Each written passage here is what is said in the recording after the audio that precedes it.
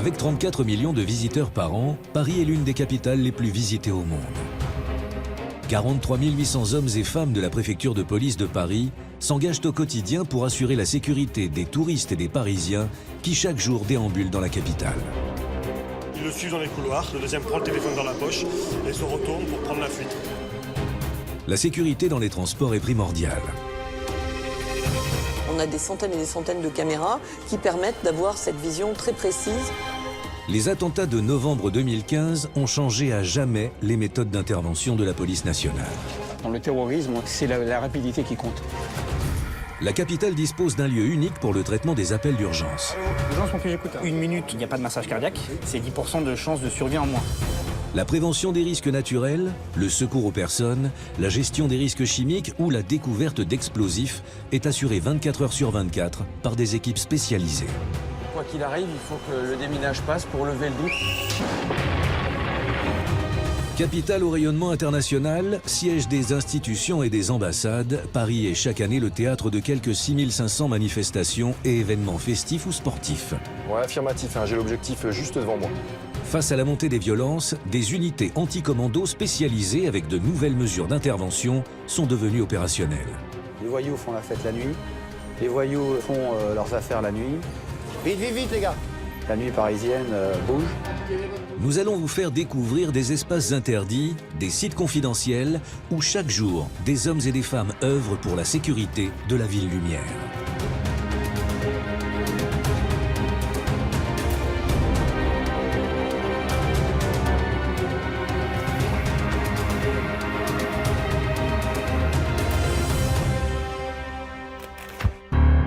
Avec 2 200 000 habitants, Paris est l'une des capitales les plus visitées au monde.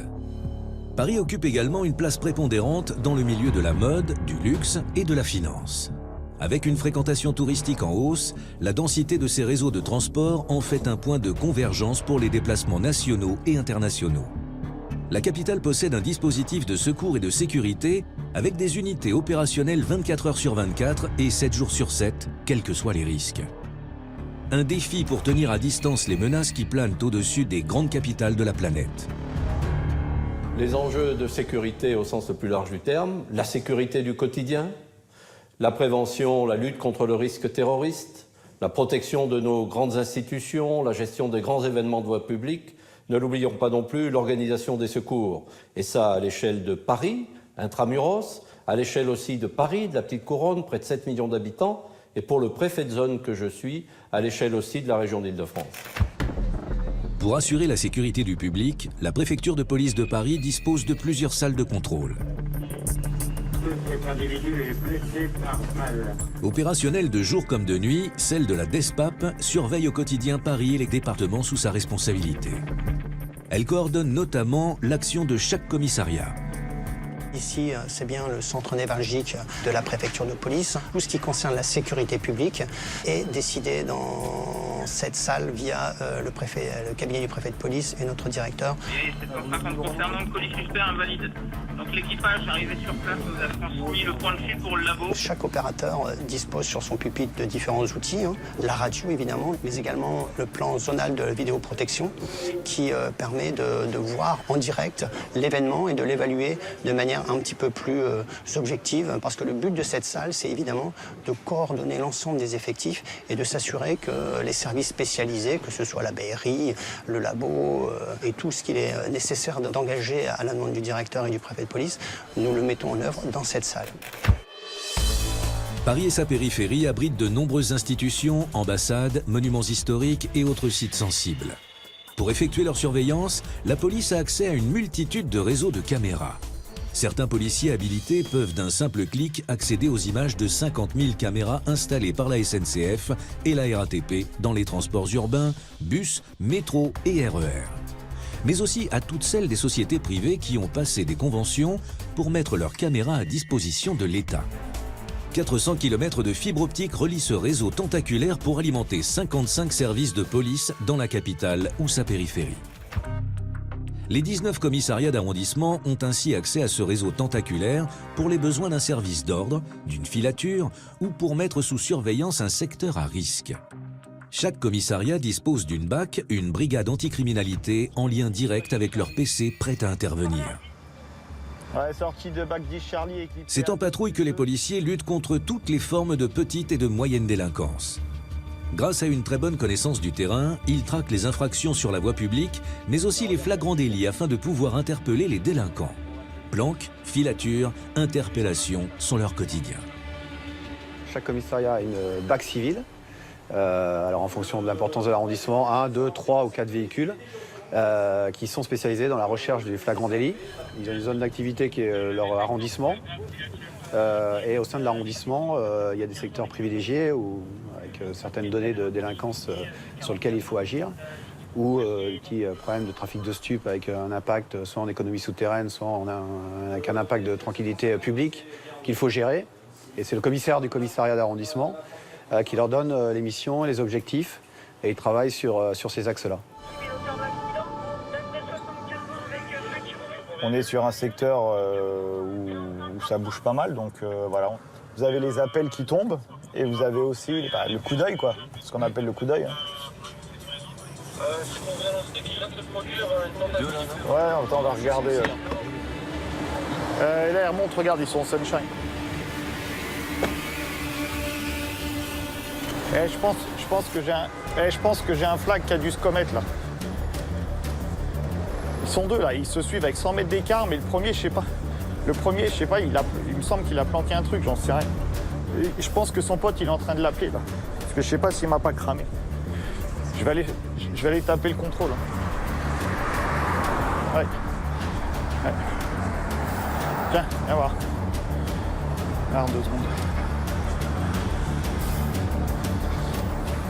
Tiens, mets-toi là. C'est rien de dangereux? T'as pas de papier? Papier. Je sais pas, c'est bizarre. Ça, c'est à qui, ça? Ça vient d'où? Ouais, c'est arraché. Ouais, Lionel, positif. Ça vient d'où? Ah bah voilà. Voilà. Hein? Ça vient d'où? Ouais, c'est ça, je te dis.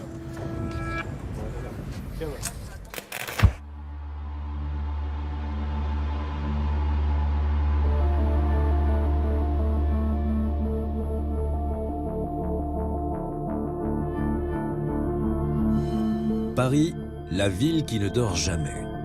À la tombée de la nuit, c'est une deuxième vie qui commence dans la capitale, une vie mouvementée où tout peut arriver. Le quartier de la Défense, plus grand pôle économique d'Europe, avec plus de 3000 entreprises et 180 000 personnes qui y travaillent chaque jour, est sous surveillance, comme les quartiers à risque où la délinquance est connue.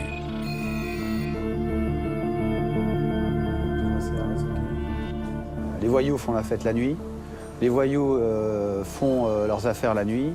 La nuit, il y a une espèce de désinhibition avec l'effet de l'alcool, des stupes. La nuit, c'est festif sur Paris, donc une multitude de données qui fait que la nuit parisienne bouge. Tous les commissariats ont une BAC de nuit, 1 ou 2 véhicules en fonction de l'importance de l'arrondissement. Et ils travaillent sur les objectifs locaux de leur arrondissement. Flagrant délit, stupes, agression, vol avec violence. Pour renforcer ces 20 BAC de nuit d'arrondissement et sécuriser les soirées parisiennes, la brigade anticriminalité de nuit BAC 75N a été créée en 1993. La BAC 75N, c'est une unité de soutien qui travaille soit de manière individuelle au sein des arrondissements en renfort sur des sécurisations particulières et qui recherche le flagrant délit, en tenue, comme la mienne. Pourquoi en tenue? Parce qu'en plus de cette mission de recherche du flagrant délit et de soutien aux BAC et autres effectifs d'arrondissement, on peut les regrouper sous mon autorité et celle des officiers en petite unité constituée, un peu comme une petite CRS, capable d'intervenir sur un événement grave de violence urbaine, de maintien de l'ordre et d'agir en conséquence.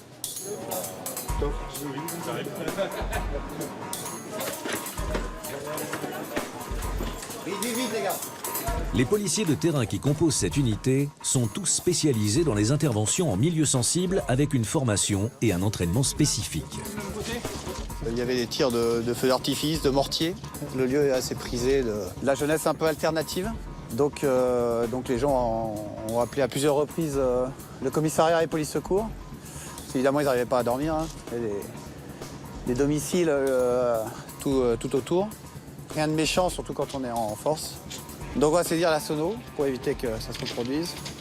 Et on contrôle les jeunes. Il n'y a pas vraiment de voyous, quoi. Donc on a affaire à différentes sortes d'interventions, des séries de vols de violence, les cambriolages, des sorties de boîtes de nuit un peu houleuses, des quartiers de Paris qui chauffent un peu en termes de violence urbaine sur lesquels on doit intervenir. La difficulté, c'est que un fait de délinquance comme un vol de violence et une cité qui commence un peu à chauffer en termes de violence urbaine, c'est pas les mêmes techniques d'intervention, c'est pas la même manière d'intervenir. Donc voilà, on est multifonction et ça rend le métier encore plus intéressant mais aussi difficile. 13 novembre 2015, des attaques avec une série de fusillades et des commandos suicides sont perpétrées dans la soirée à Paris et dans sa périphérie. Les forces de l'ordre sont surprises par la rapidité et la simultanéité de ces attentats. Pas équipées pour répondre aux tirs de fusil d'assaut, les brigades anticriminalité doivent attendre l'arrivée des équipes d'intervention. Le bilan officiel des victimes fera état de 130 morts. Ces attentats sont les plus meurtriers perpétrés en France. Au vu de l'expérience que l'unité d'ailleurs a vécue, puisqu'elle est intervenue en première ligne sur le Bataclan, et face à une attaque aussi soudaine qu'imprévue et brutale, on a déjà eu d'importantes avancées en termes de matériel, puisqu'on nous a équipés en protection balistique, c'est-à-dire un bouclier balistique qui résiste aux balles tirées par des fusils d'assaut, pour résumer. On a également eu des casques balistiques et un fusil d'assaut, le G36, qui permettait d'avoir une réponse à la hauteur de l'armement des terroristes. En patrouille chaque nuit, cette unité est en mesure d'agir rapidement pour sécuriser un lieu avant l'arrivée des unités d'intervention antiterroriste. Comme dans le quartier de l'Opéra, lorsqu'un assaillant a tué un passant au couteau et en a blessé 4 autres avant d'être abattu par les policiers. Toujours en mouvement, cette unité est en première ligne lors des différents événements qui marquent les nuits parisiennes. On fait des simulations avec les pompiers. La BRI nous a apporté son savoir-faire et elle nous forme régulièrement encore. Donc matériel plus formation, effectivement, nous a fait grandement évoluer pour avoir une riposte encore plus adaptée et plus efficace. Les BAC de nuit sont désormais équipés et préparés au risque majeur d'intervenir les premiers. Leur mobilité et leur faculté à se regrouper leur permettent de figer la situation avant l'arrivée des unités spécialisées comme la BRI ou le RAID.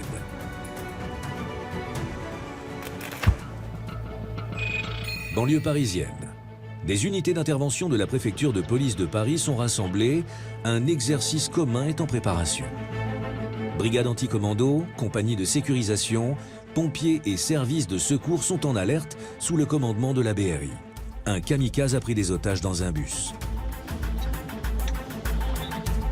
On a donc une prise d'otage et ce qu'on a ajouté comme difficulté, c'est une dimension, nous ce qu'on appelle une dimension NRBC, c'est-à-dire une attaque avec des produits chimiques. Les compagnies de sécurisation interviennent en premier pour assister les victimes et sécuriser les abords. On sait qu'on peut avoir ce risque-là, on l'a vu dans le passé. Des attaques au sarin, par exemple, au Japon. Donc on se prépare à ce type d'attaque.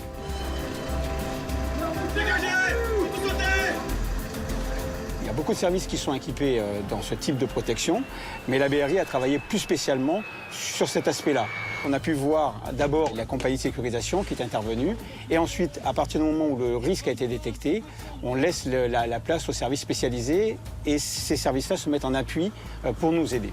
Donc la BRI devient, je dirais, la pierre angulaire d'un dispositif d'intervention où le chef de la BRI ou son adjoint, s'il n'est pas là, dirige l'intervention d'elle-même. On est parti.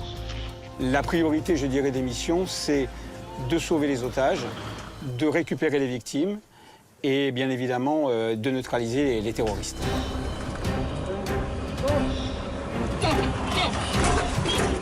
C'est maintenant à la BRI d'intervenir avec ses différents groupes techniques qui utilisent un armement et des moyens spécifiques comme un robot à roulettes équipé d'une caméra.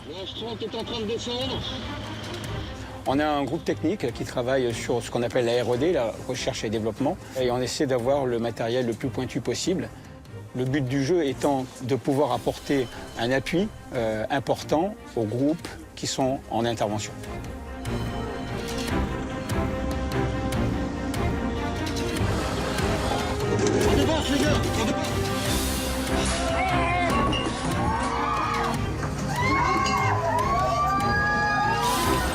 La BRI, dans sa formation anti-commando, est l'unité parisienne de contre-terrorisme. À ce titre, ses personnels se forment en continu à des interventions pointues, mettant en œuvre un niveau particulièrement élevé de compétences, tant d'un point de vue opérationnel que technique, avec emploi de drones et l'utilisation d'armements spécialisés. Dans le terrorisme, on a pu le voir, c'est la rapidité qui compte. La BRI est le seul service qui allie mission d'intervention en situation de crise et mission de police judiciaire, surveillance, identification et filature. Située sur l'île de la Cité au cœur de Paris, dans le mythique 36 quai des Orfèvres, la BRI, plus connue sous le nom d'Antigang, est l'une des brigades centrales de la direction de la police judiciaire parisienne. Pionnière, elle s'est forgée au fil des affaires des compétences et un savoir-faire qui inspirent la création de l'unité d'élite d'intervention du RAID en 1985. Aujourd'hui encore, elle mène de front lutte contre le grand banditisme et intervention en situation de crise. Les origines de ce service, c'est dès 1964, à l'initiative d'un de nos aînés, François Lemoyle, qui a eu l'idée de prendre le problème judiciaire à l'envers, notamment les braqueurs. C'est-à-dire qu'auparavant, on attendait qu'un braquage soit commis et ensuite on investiguait pour déterminer qui était monté au braquage, les interpeller, les présenter devant un magistrat. Et il a eu l'idée lumineuse de se dire on va se mettre derrière et on va les monter en flagrant délit. Depuis sa création, la BRI s'est illustrée dans la lutte contre le grand banditisme, dans la libération d'otages ou dans l'intervention à l'occasion d'attentats. Le service a été maillé par de très très belles affaires, la libération du banquier Mallet, l'enlèvement du baron Ampin, la neutralisation de Messrine. Voilà, donc c'est un service qui à l'origine a un ADN judiciaire. Donc une partie de notre travail, aujourd'hui la moitié de notre travail, consiste à faire des filatures surveillance en vue de faire des flagrants délits.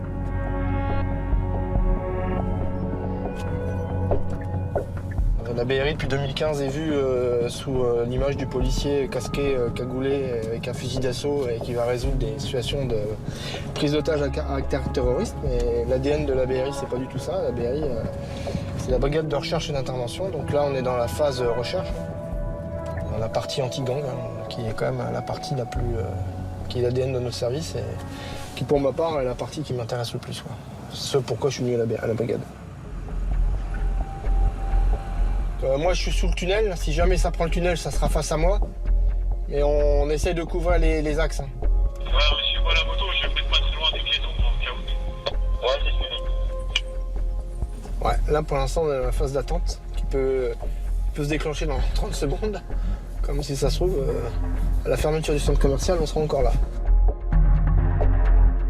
On n'a pas de service de renseignement, de service de filature surveillance, de service d'intervention, tout est transversal. C'est-à-dire qu'on a des groupes de recherche et d'intervention qui, comme leur nom le porte bien, passent leur temps à rechercher de l'information, à rechercher des malfaiteurs, à les surveiller et à intervenir dans le cadre de procédures judiciaires en flagrant délit, c'est-à-dire juste avant ou juste après la commission d'une infraction ou de l'intervention stricto sensu. J'ai la cible devant moi là, qui est devant l'entrée au Beaugrenelle. Il est au niveau de la tente rouge, je l'ai aperçu. Je vais te confirmer, parce que j'ai un bus là qui va partir, je vais te confirmer.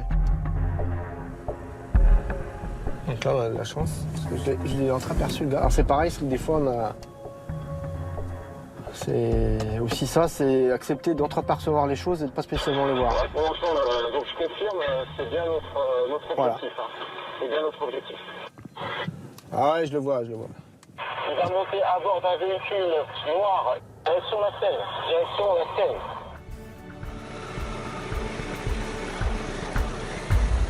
Ouais, affirmatif, j'ai l'objectif juste devant moi. Les équipes de filature sont constituées de plusieurs véhicules, motos, voitures banalisées ou camionnettes équipées pour la surveillance. Leur principale difficulté, ne pas se faire repérer. Pour le moment, relais Brice. C'est un sport difficile, on a beaucoup de déperditions. En moyenne, 9 dossiers sur 10 n'aboutissent pas, parce que c'est difficile. Il faut que les malfaiteurs aillent au bout de leur projet. Il faut ne pas se faire, dans notre jargon, détroncher, donc ils nous voient. Il ne faut pas se faire balancer. Enfin, il y a tout un tas de contraintes qui font que c'est pas aussi simple et qu'en moyenne, un dossier sur 10 aboutit. Donc ça, c'est l'aspect judiciaire. Détecter les malfaiteurs susceptibles de se livrer à des actes de banditisme organisé, les surveiller et les interpeller en flagrant délit fait partie de l'ADN de la BRI. Exercice tactique donc équipé en lourd avec des moyens de riposte. Une colonne dans laquelle nous avons intégré donc des techniciens avec des moyens robots. Un maître chien aussi avec un chien d'attaque. Et nous allons donc procéder à des exercices de forcené, de retranché, de prise d'otage pour pouvoir arriver à se perfectionner dans nos techniques de progression. Les enquêteurs de la BRI sont ainsi prêts à s'engager dans un affrontement armé avec des individus extrêmement dangereux. Pour plus de véracité, les exercices se font régulièrement avec des balles en caoutchouc qui peuvent provoquer des hématomes aux policiers touchés. C'est bien fait, on poursuit la progression sur la gauche. L'utilisation d'un robot équipé d'une caméra sur roulette comme éclaireur est efficace pour les forces d'intervention dans un espace confiné. La caméra haute résolution retransmet les images en direct à l'équipe d'intervention. Tout le monde est rentré? C'est un gain de temps important qui augmente la sécurité des policiers en leur permettant d'identifier les dangers avant d'évoluer dans une zone à risque, telle que la montée d'un escalier ou l'entrée dans une nouvelle pièce.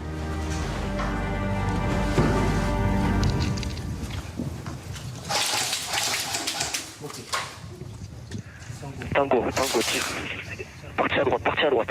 Ok, en riposte, on se protège. On va envoyer le chien et pénétrer à l'issue.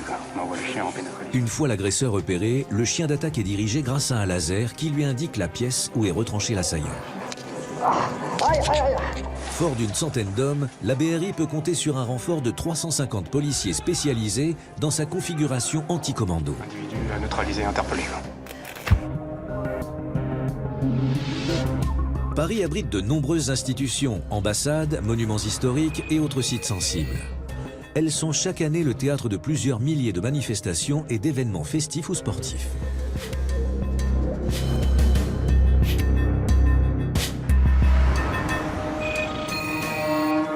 Direction le deuxième sous-sol de la préfecture de police.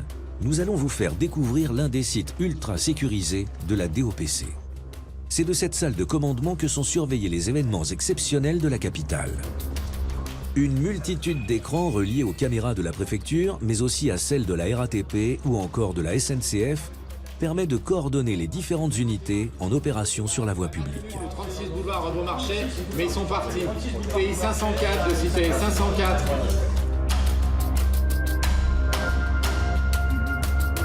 Cette salle, c'est le centre commandement, le point névralgique qui est chargé de suivre en temps réel tous les événements qui se passent sur Paris et la région parisienne, le Grand Paris. Et notamment, les événements qui m'intéressent plus particulièrement sont liés au Mosovo, le maintien de l'ordre, les services d'ordre et les voyages officiels. C'est d'ici que partent les ordres des différentes unités présentes sur les lieux. Police, gendarmerie, services de renseignement et services judiciaires coordonnent leurs équipes sur place.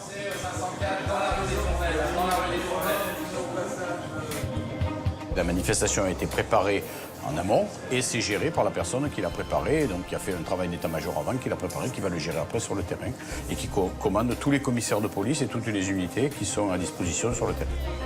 De la simple revendication d'une dizaine de personnes aux manifestations de masse, c'est plus de 2500 regroupements par an que la DOPC doit encadrer.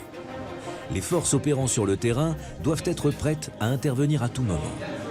Vous avez la cartographie qui est suivie en temps réel avec le positionnement des forces, le positionnement des manifestants, l'évolution. Les caméras qui suivent en temps réel aussi les événements. Après aussi, on a des caméras que l'on peut déplacer. Donc on a les moyens qui sont mis à disposition, qui sont centralisés ici pour qu'on puisse mieux appréhender le problème et l'évolution de la manifestation et essayer de la prendre en compte du mieux possible.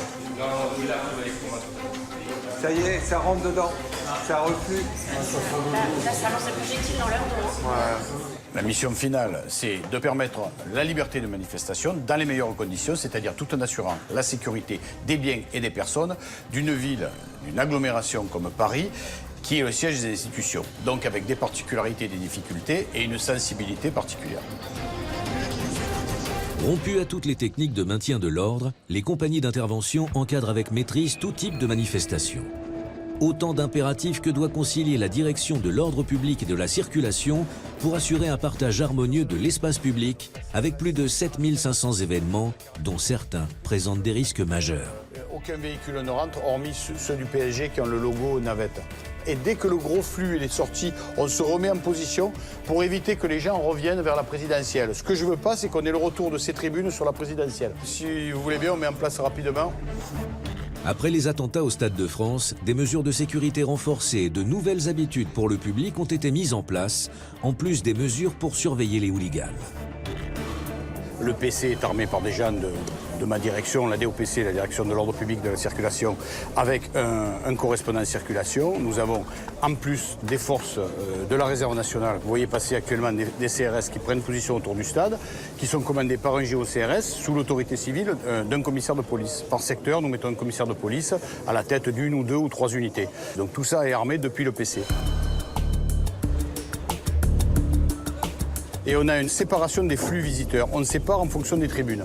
On fait arriver les gens depuis les stations de métro où vous n'avez pas de circulation autour du stade. Et on s'est rendu compte que plus on sectorisait et plus on cassait les flux, plus on était en sécurité.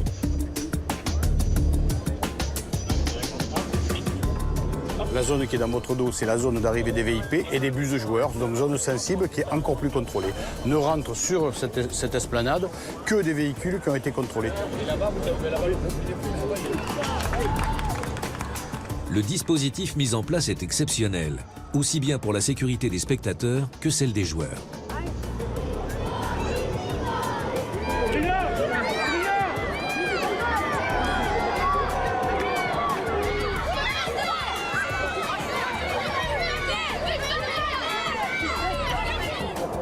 Un dispositif complété par des tireurs d'élite situés sur les toits et les terrasses, invisibles pour le grand public. Je ne sais pas si vous arrivez à le voir, on en a un qui est caché dans le stade de Jean-Bouin à les Coursives, là, qui nous regarde en ce moment, qui nous surveille. Ça, c'est la sécurité ultime, si vous voulez, qui sert autant à me rassurer moi que vous. En cas d'événement majeur, nous avons un dispositif quand même relativement conséquent et qui part pratiquement des stations de métro et qui vient en se concentrant autour du stade. Voilà. Pour assurer la sécurité de l'enceinte parisienne, un PC ultra moderne en forme de bulle. Forces de l'ordre et opérateurs de surveillance peuvent compter sur plus de 150 caméras. Ici, c'est un PC à commandement unique qui regroupe toutes les unités et toutes les entités qui travaillent sur le dispositif sécurité. Vous avez d'abord la partie sécurité privée, c'est-à-dire le PSG, avec la gestion caméra, la gestion par les opérateurs et par le coordonnateur, la gestion de toutes les équipes de sécurité, les agents d'accueil, la palpation, les équipes d'inter en tribune, les équipes pelouse que vous avez. C'est 800 agents de sécurité sur un match en moyenne. Sur un match à peu près normal, c'est quand même assez conséquent. C'est géré depuis cette partie. Sur l'autre côté, vous avez la partie police avec tous les participants police, la garde républicaine qui assure des patrouilles à cheval, le correspondant CRS qui assure la coordination des unités mis à notre disposition, l'opérateur caméra, le chef de salle, le correspondant circulation. Là-bas, vous avez madame le procureur qui est présente à chaque match, vice-procureur. La participation des effectifs judiciaires chargés de tout le traitement judiciaire, de tout ce qui peut se passer dans le stade, avec au final les interdictions de stade. Donc, si vous voulez, chaque opérateur a un rôle bien déterminé et nous assurons la gestion des caméras extérieures et la gestion des caméras intérieures sont assurées par le PSG. Et donc, c'est un exemple parfait de commandement opérationnel, si vous voulez, d'imbrication entre le partenaire privé et le partenaire de la puissance publique. Nous avons à la fois une mission sécurité générale anti-attentat avec un dispositif complet de sécurisation générale et vous avez après un travail classique sur la sécurité au match de foot qui prend en compte le traitement des hooligans, des ultras, et traitement parfois particulier des spectateurs un peu turbulents. On essaie de prévoir et d'adapter le dispositif au mieux en essayant de faire un dispositif calqué au plus juste pour économiser les forces de police aussi, pour ne pas mettre trop de personnel sur les événements. Cette surveillance a permis le retour des supporters du PSG et de stabiliser les débordements.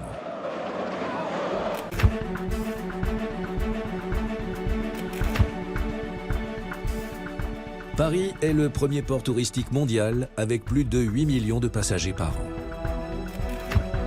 Quai Saint-Bernard, QG de la brigade fluviale, l'unique commissariat flottant de France. On est un service qui effectivement a une dualité de mission et c'est un petit peu l'originalité de l'unité avec des missions de secours que nous faisons donc en complémentarité avec les pompiers. Donc tout ce qui est secours à victimes et secours à bateau, qui représente une très forte activité pour le service, qui nécessite d'avoir donc une présence 24 heures sur 24, des policiers formés au secourisme, du matériel de secourisme et donc des formations et des entraînements réguliers. Et puis on est également des policiers, et au même titre que nos collègues de commissariat, donc on veille à la sécurité sur le fleuve et à la tranquillité et aux constatations d'infractions si jamais on devait intervenir et voir certaines choses. Sur le fleuve, plus de 1000 immeubles flottants sont recensés, sans compter les péniches de loisirs et de transport de matériaux. Un trafic intense et parfois dangereux.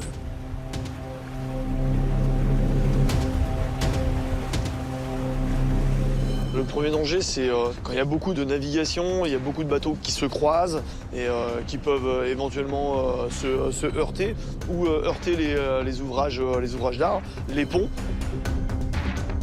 Deuxième danger, c'est les avaries moteurs donc des bâtiments. Ils peuvent vite arriver sur un pont et ne pas pouvoir passer, pas pouvoir gérer le passage du pont et toucher l'ouvrage. Ces sentinelles ont acquis au fil des années une connaissance intime du fleuve et de ses habitants. Dans la capitale, on recense plus de 400 péniches qu'il faut surveiller.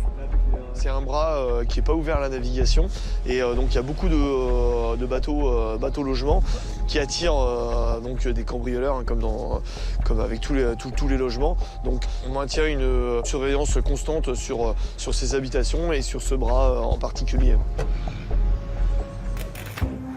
La Seine est sous la surveillance constante de l'organisme Vigicru. Lorsque le fleuve atteint son pic de crue, c'est toute une organisation qui se met en place. RER et métro ferment leurs gares, en bordure de Seine, les musées sécurisent leurs œuvres. Les policiers de la brigade fluviale jouent un rôle important quand la Seine déborde. Ils ont pour mission de sécuriser ces berges et les habitants des péniches. On a connu en juin 2016 une crue qui n'avait pas eu lieu depuis plus de 30 ans, où il y a eu une montée très rapide des eaux et une descente tout aussi rapide. Donc là, on a dû devoir gérer en urgence tout un linéaire de bateaux amarrés et de bateaux qui pouvaient être en difficulté. Donc là, il y a eu énormément de travail. Cette année, il y a également eu une crue, mais qui a été beaucoup plus progressive, qui a permis d'alerter les gens, de passer des messages de prévention aux différents usagers de l'eau pour qu'eux anticipent leur bonne réaction et anticipent la préservation de leurs installations. Lorsque la Seine atteint sa cote d'alerte, habitants et commerçants du fleuve parisien doivent évacuer par mesure de sécurité. Les policiers sont les seuls à pouvoir circuler sur le fleuve avec la brigade nautique des sapeurs-pompiers, le débit et le niveau de l'eau étant jugés trop dangereux.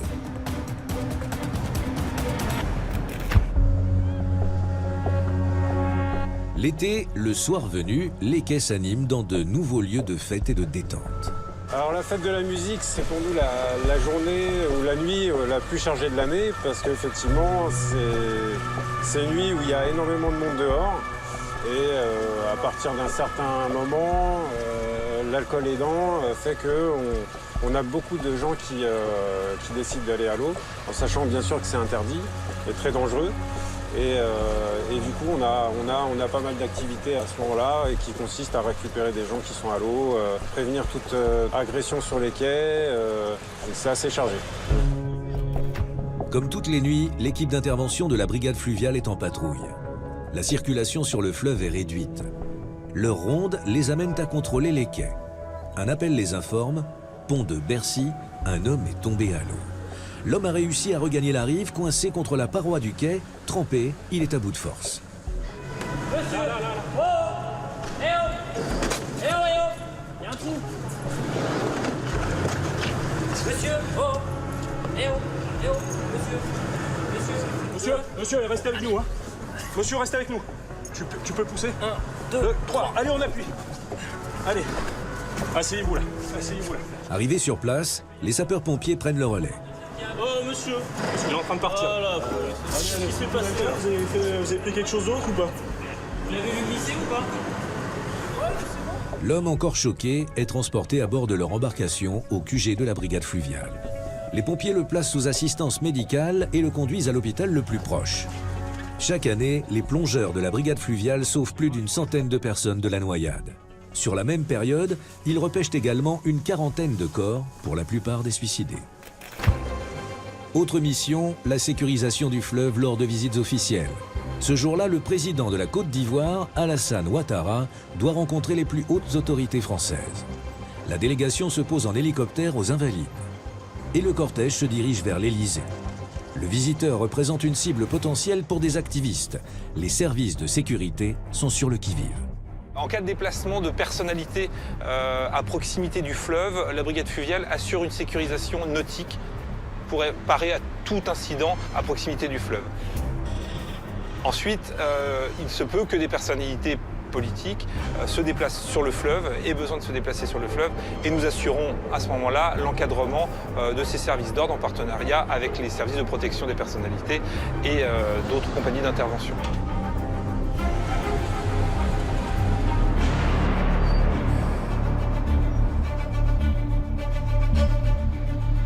Nous disposons d'une cellule judiciaire avec des officiers de police judiciaire et nous sommes compétents particulièrement et nous avons le suivi des dossiers pour tout ce qui concerne la réglementation fluviale.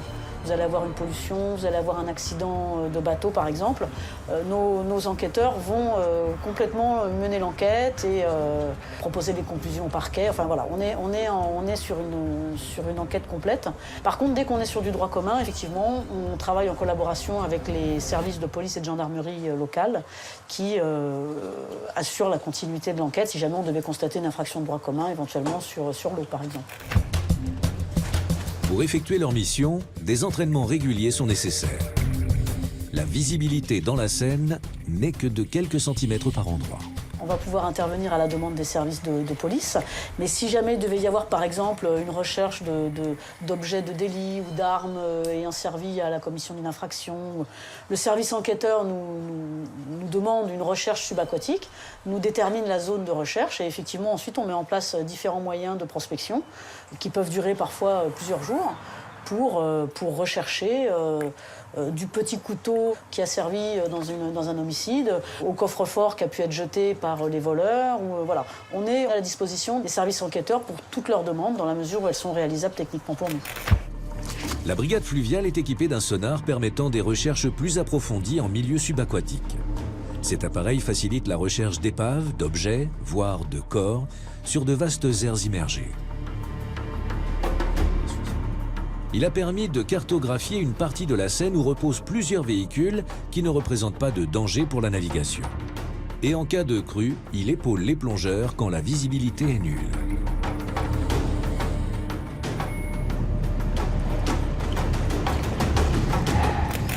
Et on va également intervenir sur les véhicules immergés si jamais il y a un risque de suraccident.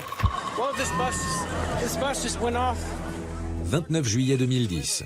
Au pied de la Tour Eiffel, un bus garé sur un parking dévale le quai en pente avant de plonger dans la Seine. Pris par le courant, il vient percuter l'avant d'un bateau qui transporte une cinquantaine de passagers. En quelques minutes, le bus coule.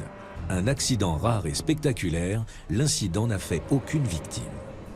La brigade fluviale est un des acteurs de la sécurité du fleuve avec la brigade nautique des sapeurs-pompiers de Paris. La capitale et ses habitants seraient bien vulnérables s'ils n'étaient en permanence protégés par un dispositif de secours et de sûreté pour lutter et prévenir les risques naturels, les crises majeures et les urgences au quotidien. La brigade des sapeurs-pompiers de Paris doit faire face aux dangers propres à la capitale, des immeubles de grande hauteur, des établissements situés en grande profondeur, en plus des accidents sur la voie publique. Avec ses 8600 hommes et femmes, elle est le plus grand corps de pompiers d'Europe. Alors, le secteur de compétence de la brigade des sapeurs-pompiers de Paris est Paris et les 3 départements de la Petite Couronne. 7 millions d'habitants. Ça représente plus de 500 000 interventions en 2017 de notre part, c'est-à-dire 1400 par jour. Sur les 500 000 interventions, 400 000 environ concernent le secours à personne, alors que les feux concernent 14 000 départs par an. Face à la progression continue des secours sur l'agglomération parisienne, une plateforme des appels d'urgence unique en France a été mise en place. Chaque année, le nombre d'appels augmente de 15%, mais tous n'ont pas un caractère d'urgence. Écoutez, les pompiers sont en route, hein, ils arrivent. Il y a encore de la fumée là où vous êtes ou pas? Mais dans la forêt, c'est parti. Alors ici, nous nous trouvons à l'état-major des sapeurs-pompiers de Paris, et plus particulièrement au sein du centre opérationnel. Alors, les appels 17, 18 et 112 sont regroupés et sont réceptionnés effectivement au sein de la plateforme des appels d'urgence, avec une première phase destinée à qualifier l'appel et à lui attribuer un degré d'urgence, et une deuxième phase qui permet de discriminer précisément la nature de la détresse, la nature de la situation qui est reportée par le requérant. La mutualisation pompiers-police dans un même lieu physique est l'une des forces de la plateforme. Lorsque les appels ont été donc préqualifiés et filtrés afin d'être orientés vers le bon métier, ils sont réceptionnés une deuxième fois dans la salle de traitement des appels cette fois-ci. Et dans cette salle, c'est celle dans laquelle nous nous trouvons, sont colocalisés des sapeurs-pompiers et des policiers dont le métier est de qualifier très précisément la situation décrite par le requérant de manière à apporter la réponse la plus cohérente et la plus adaptée à la situation. Il a quoi? C'est ça? La proximité de policiers et de sapeurs-pompiers qui traitent des appels d'urgence qui, généralement, par un canal différent, mais décrivent la même situation, nous permettent de nous enrichir les uns et les autres du partage de l'information.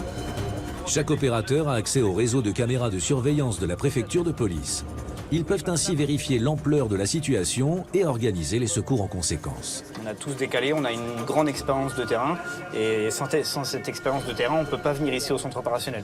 Quelqu'un qui rentre chez nous à la brigade des pompiers de Paris, il ne peut pas venir ici au centre opérationnel commencer à prendre des appels.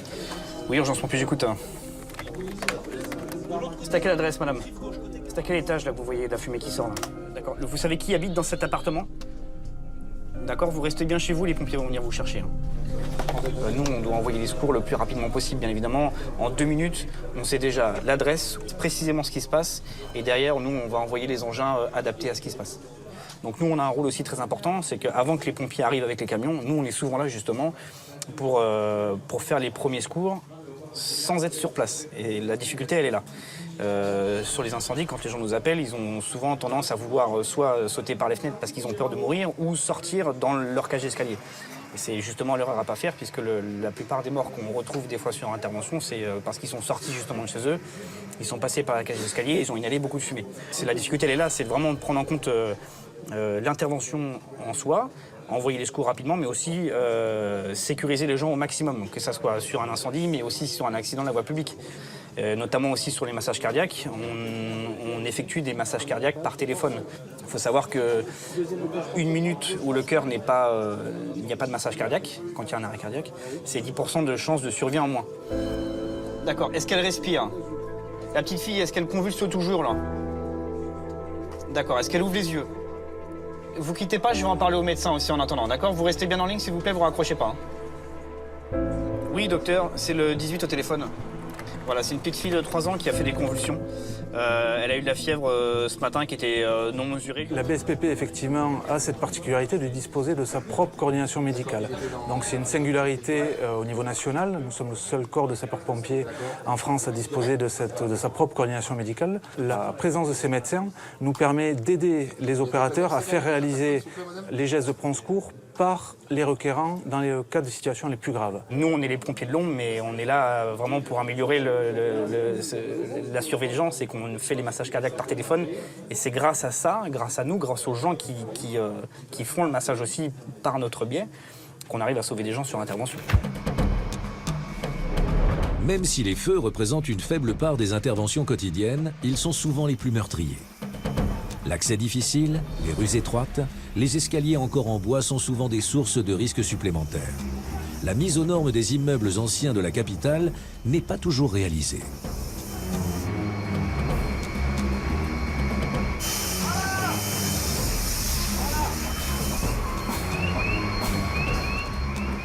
Il y a une différence de développement du feu, du sinistre, dès lors qu'on s'engage dans un immeuble haussmannien, avec des cages d'escalier qui ne sont pas protégées, qui ne sont pas encloisonnées, Alors que le feu va se développer et l'évacuation de la population va pouvoir se faire plus facilement si on se trouve dans un immeuble plus moderne, avec des cages d'escalier encloisonnées, avec un système de prévention établi, un système d'alarme.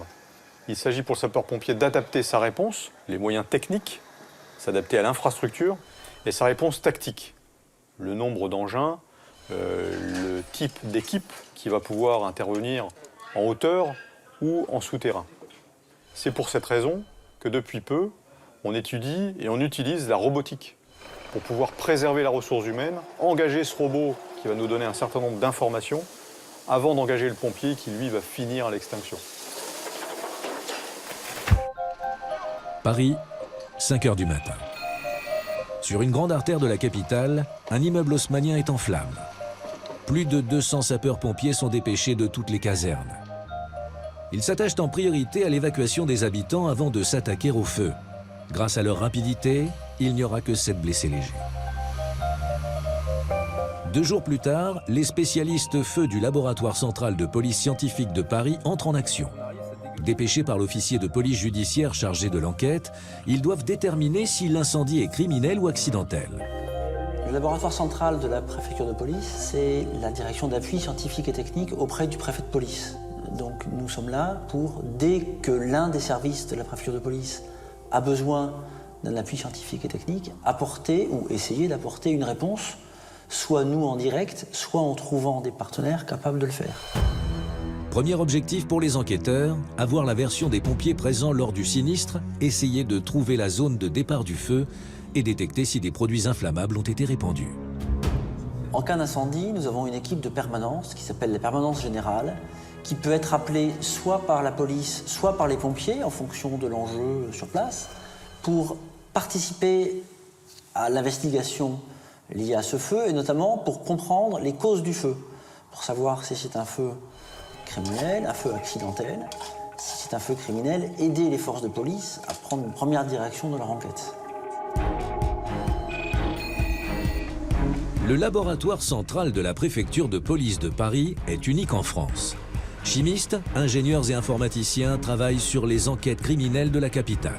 Les échantillons récoltés arrivent au laboratoire Expertise Feu. La traque aux produits inflammables commence. Elle pourrait prouver un geste meurtrier.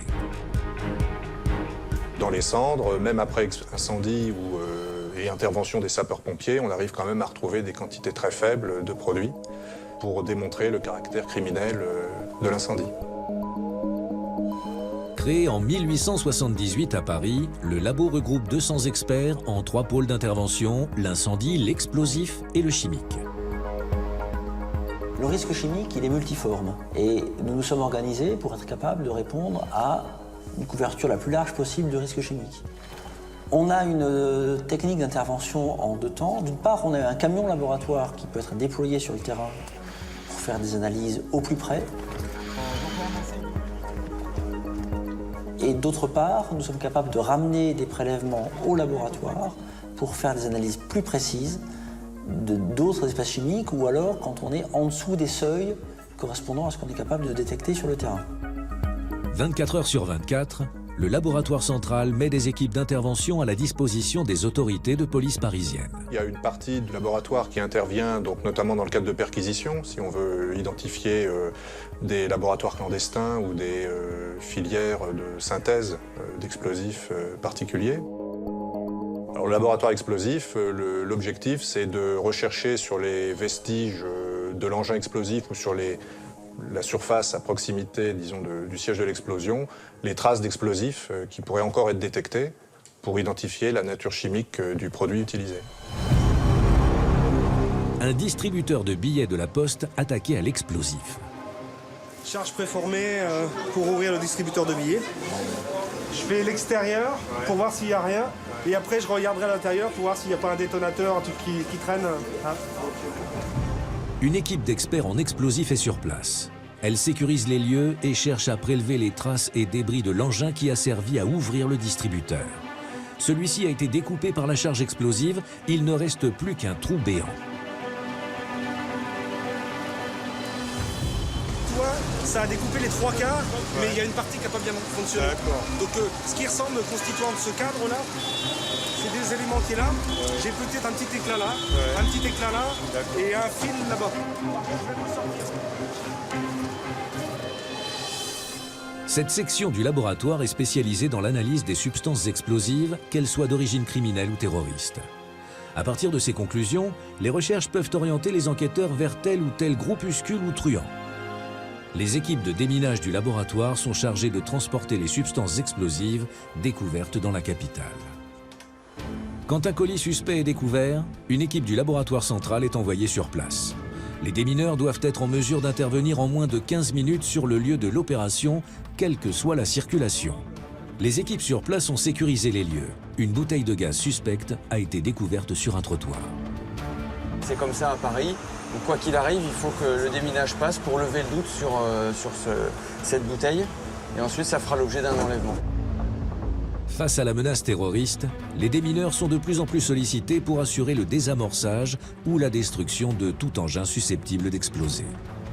Paris, région capitale, a des enjeux de déminage extrêmement forts. Nous faisons environ 2500 interventions par an sur des colis, des véhicules, des objets suspects. 2500 interventions par an, c'est à peu près 7 par jour.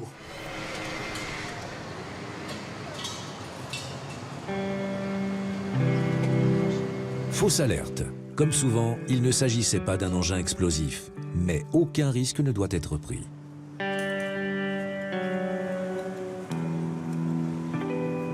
Le niveau de menace extrêmement élevé que nous vivons depuis 2015 a conduit en fait à 2 évolutions majeures.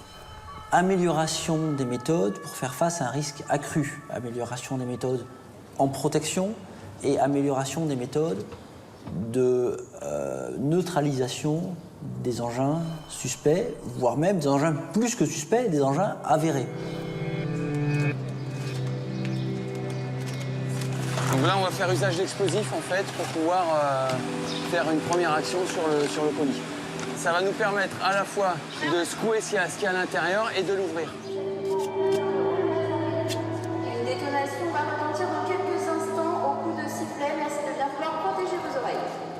Que ce soit dans les aéroports, les gares ou sur les rails de chemin de fer, leurs interventions sont de plus en plus fréquentes.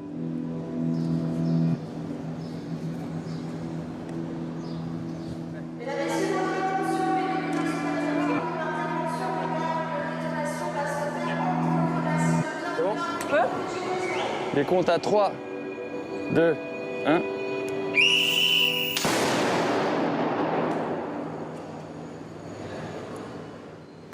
Les démineurs sont équipés d'une panoplie de moyens, d'une espèce de boîte à outils avec différents moyens, des tenues particulières, des moyens d'intervention à distance, etc. En fonction de leur analyse de la situation, de l'analyse du risque, des éléments de contexte, ils vont sur le terrain au plus près du besoin choisir le moyen qui est le plus adapté à la menace rencontrée. Robot lanceur de projectiles sous haute pression, système de contrôle au rayon X qui permet de ne pas détruire l'objet suspect, ces dispositifs font partie des techniques de plus en plus sophistiquées mises au point grâce aux informations récupérées sur les zones de conflit. Ça, c'est l'accumulateur. Alerte dans une station de métro. À cette heure d'affluence, évacuer une station, c'est bloquer des milliers de voyageurs sur le réseau de transport. Il est important pour les démineurs d'intervenir rapidement sur un colis suspect dans un train ou une rame de métro. Dans Paris, le trafic est tel que tout arrêt a un impact économique et humain. Pour les démineurs, toute minute gagnée est importante.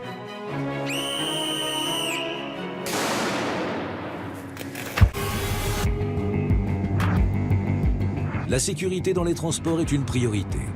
L'Île-de-France concentre à elle seule 60% de la délinquance commise dans les transports en commun en France. L'enjeu de la sécurité dans la région est d'autant plus crucial que certains chiffres donnent le vertige. Près de 5 milliards de voyages y sont effectués chaque année. Le réseau ferré compte 736 gares. Pour assurer la sécurité des voyageurs, la préfecture de police a mis en place des unités spécialisées. 1300 policiers entièrement voués à la surveillance dans les bus, trains, RER et métros complètent les 2800 agents assermentés de la RATP et de la SNCF. C'est 7 millions d'usagers chaque jour en Ile-de-France qui ont droit à la sécurité dans ces transports. C'est pour nous une grande priorité.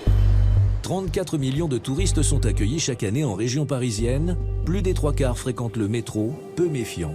Ils sont une cible privilégiée des pickpockets.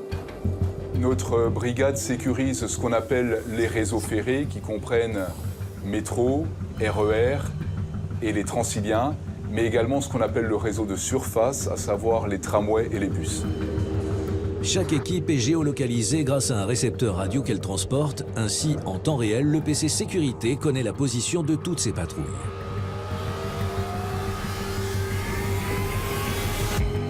Sous-sol de la maison de la RATP.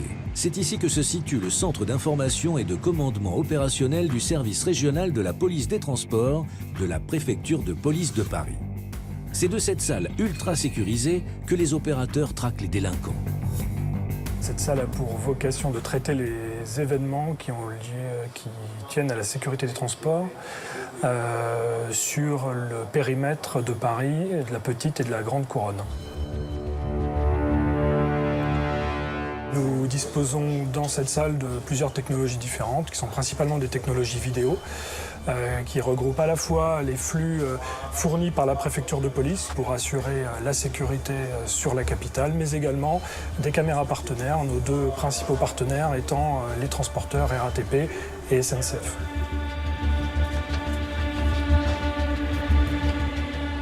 Nos équipes de salles de traitement de l'activité opérationnelle suivent l'activité de chacune des patrouilles, donc sont au courant des secteurs qu'elles sont censées parcourir.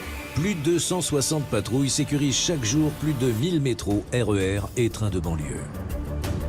La compagnie de sécurisation qui est en uniforme sont des policiers qui effectivement patrouillent au quotidien. Bien sûr, visibilité et dissuasion, mais cela ne les empêche pas de faire de nombreuses interpellations pour des infractions qui sont commises dans les transports, notamment des vols, mais également des affaires de stupéfiants ou des agressions.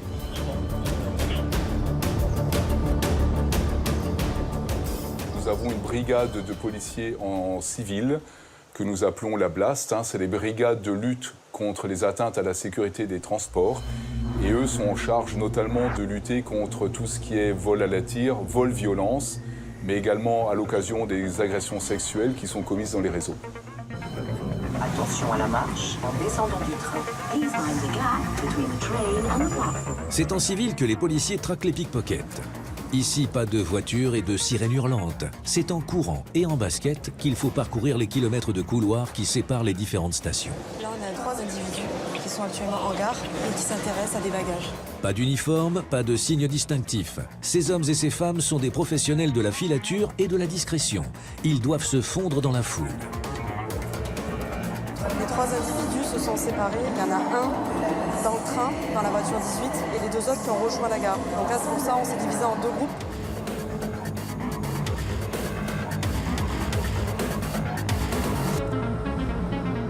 La première équipe vient d'interpeller. J'y vais. L'autre partie du groupe vient de prendre en flagrant délit les 2 jeunes voleurs. Ce n'est que partie remise pour le dernier qui est monté dans le train. Il a bien été identifié. Do you have 5 minutes to take Okay, that's fine. Yeah. Because we need your declaration on paper. Okay. Les 2 individus repèrent la victime avec un téléphone dans la poche. Ils le suivent dans les couloirs. Ils se collent derrière en essayant de dissimuler leurs gestes. Pendant qu'il y en a un qui dissimule les gestes de son complice, le deuxième prend le téléphone dans la poche et se retourne pour prendre la fuite. On est juste derrière, on interpelle, on prend contact avec la victime qui nous confirme qu'il s'agit bien de son téléphone. I know, some policemen were then casual to go around and looking around, but I didn't know they were around here at this moment. So, yeah, I'm happy. L'an dernier, 2130 malfaiteurs ont été arrêtés dans les transports parisiens, soit en flagrant délit par les policiers de la brigade des transports, soit après avoir commis un vol ou une agression, repérés grâce au système de vidéoprotection qui maille le métro et le RER.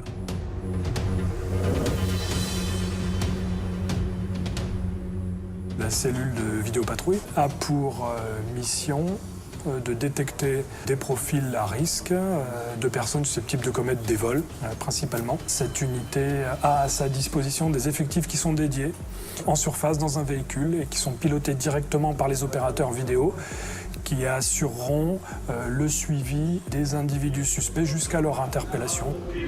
Pour cela, il faut avoir une grande expérience du terrain, connaître les emprises des transporteurs et également avoir une grande dextérité dans la manipulation des outils informatiques qui sont mis à notre disposition de manière à pouvoir constater un fait du début jusqu'à la fin. Les transports, qu'ils soient souterrains ou en surface, sont une priorité pour la vie des Parisiens. Chaque jour, plus de 4 millions de déplacements motorisés sont effectués entre Paris et sa banlieue et plus de 3 millions dans la capitale. Le périphérique, avec ses 35 km, cumule à lui seul 1,2 million de véhicules par jour. Sous les pavés de l'île de la Cité, la préfecture de police dispose d'une unité chargée de fluidifier la circulation. Elle met en œuvre des plans de gestion quotidienne du trafic sur Paris. C'est l'une des missions les plus essentielles pour maintenir une forme d'entente entre automobilistes, cyclistes et piétons dans les rues parisiennes.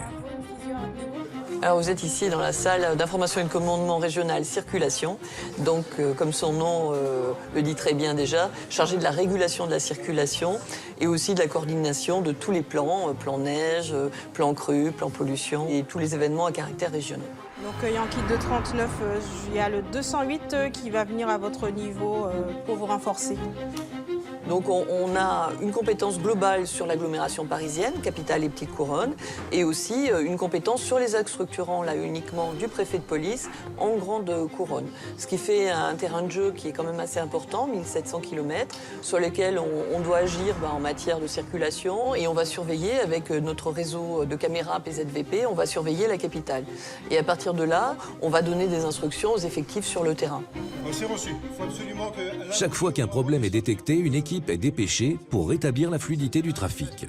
En cas d'incident majeur, la circulation sera déroutée pour laisser les voies libres aux services de secours et aux forces de police. Dans de meilleures conditions. On a des centaines et des centaines de caméras qui permettent d'avoir cette vision très précise. Les effectifs du Centre d'information et de commandement régional circulation utilisent un certain nombre d'outils. Donc vous avez le SURF, qui est un outil de la ville de Paris, et vous avez le Citadin, qui est un outil régional de la DIRIF. Alors le SURF, ça veut dire système urbain de régulation des flux. Et ce système permet de voir quels sont les axes. Bon, vous voyez, là, c'est surtout le boulevard périphérique côté sud. Quels sont les axes donc, qui ont besoin d'une intervention de nos services. Dans une salle adjacente, 48 grands axes parisiens et 8 carrefours sont particulièrement surveillés. Cette unité de vidéo-verbalisation a été créée en fait pour aider à la fluidification de la circulation, car elle est chargée surtout de faire le contrôle des infractions au stationnement et à la circulation dans les voies réservées, c'est-à-dire dans les voies bus.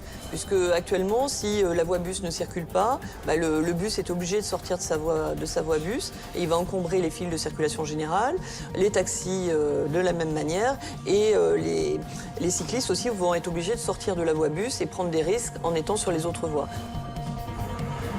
Caractérisé par la densité de ses équipements urbains et de ses réseaux de transport, le bassin économique d'Île-de-France concentre un grand nombre de risques naturels, industriels, technologiques et sanitaires.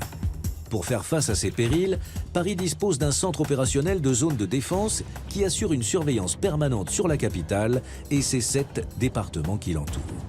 Cette surveillance permet d'anticiper et de coordonner toutes les mesures permettant de protéger Paris d'une crise à l'échelle de ce territoire.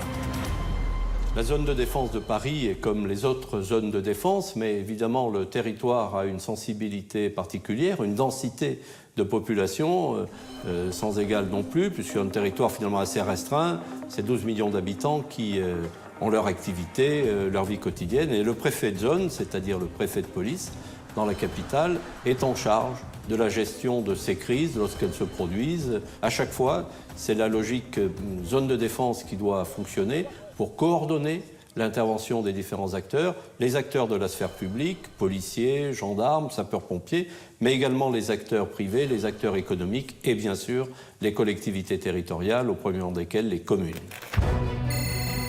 12 millions d'habitants, 34 millions de touristes, 6500 manifestations, 1600 km de réseau RER, 210 km de métro, 2100 km de route. Il faut rassurer nos concitoyens, rassurer les visiteurs qui viennent à Paris. Pour autant, Paris ne doit pas devenir un bunker, c'est-à-dire qu'il faut qu'il y ait une approche équilibrée, qui soit une approche où la vigilance est de mise, mais sans tomber dans l'hystérie. Pour que Paris reste toujours Paris et que chacun puisse profiter de la liberté de circuler en toute sécurité, des hommes et des femmes assurent une veille permanente pour tenir à distance les menaces toujours plus nombreuses et variées qui planent au-dessus des grandes capitales.